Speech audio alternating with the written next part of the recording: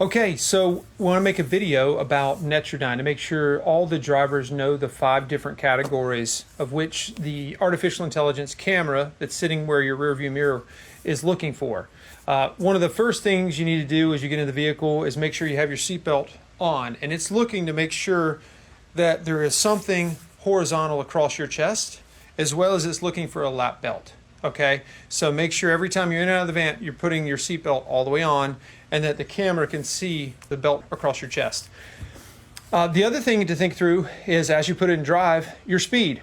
You should be thinking through what's the speed limit on any road you turn on.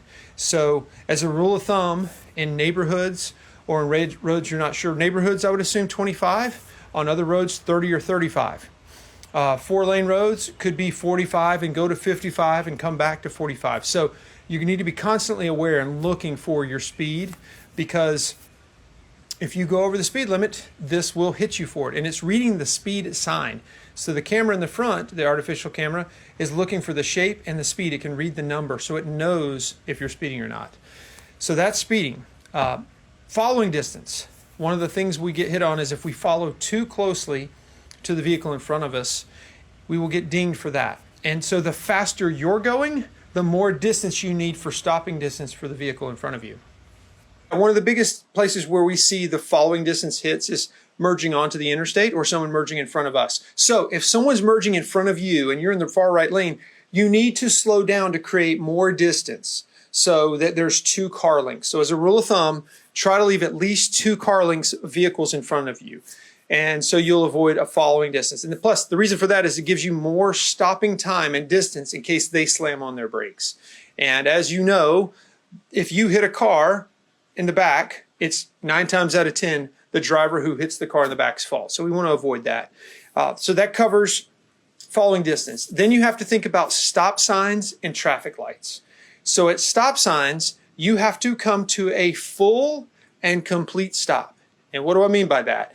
I mean, you cannot do a California roll where you're just looking and keep rolling and you're doing 1 mile an hour or 2 miles an hour. The system knows if you go to 0 miles an hour. And so you have to come to a full stop, look left, look right, then go. Okay, so stop signs, you got to make sure you're coming to a full, complete stop, look both ways before you go. The traffic light, this one is also tricky. You got to be making sure not only you're looking for speed signs, but if that light in front of you is turning yellow and you have time to stop, you need to stop. Because if you're halfway under the light and it turns red, it hits you with running a red light, which is very impactful on the hits too. And it's a higher degree of chance of getting in an accident. So on those 2, stop signs, full stops. And if it's yellow, typically slow down unless you know you can get through all the way light completely, which means you're hitting the gas to get through the light. But mostly you're going to be stopping before so you don't let the light turn red on you. And then last but not least is distracted driving. So what encompasses that? It's essentially the AI wants your eyes on the road looking through the windshield in front of you.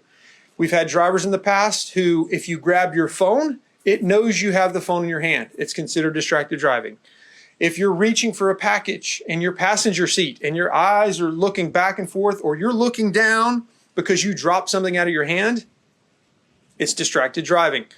One of the things that gets counted as distracted driving from time to time is if somebody's using a vape pen while they're driving, it will hit you if your eyes are looking down or if you're playing with a vape pen instead of keeping your eyes on the road.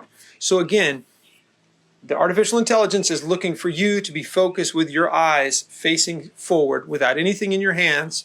And while you're driving, you're focused on driving. And that'll keep us not only compliant with Netradyne hits, but also, which ultimately is the goal, to keep you safe. So when you're driving, keep your eyes on the road, hands on the wheel. Don't be touching the phone.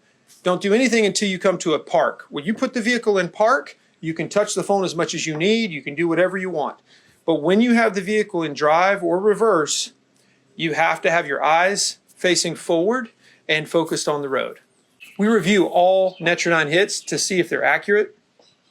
And the ones that are inaccurate, just know that we challenge those and get those overturned. So the biggest thing to take away from is knowing the 5 categories and then also being aware of them so that they become second nature. As you're driving with your seatbelt on. You're always looking to go to the speed limit. You're coming to full stops at stop signs. You're not running yellow lights.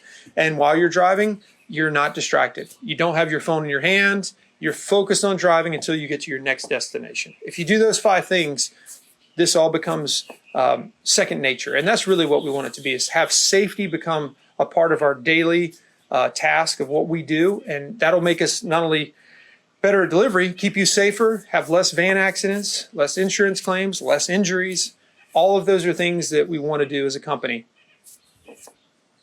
Augie, we're doing a video.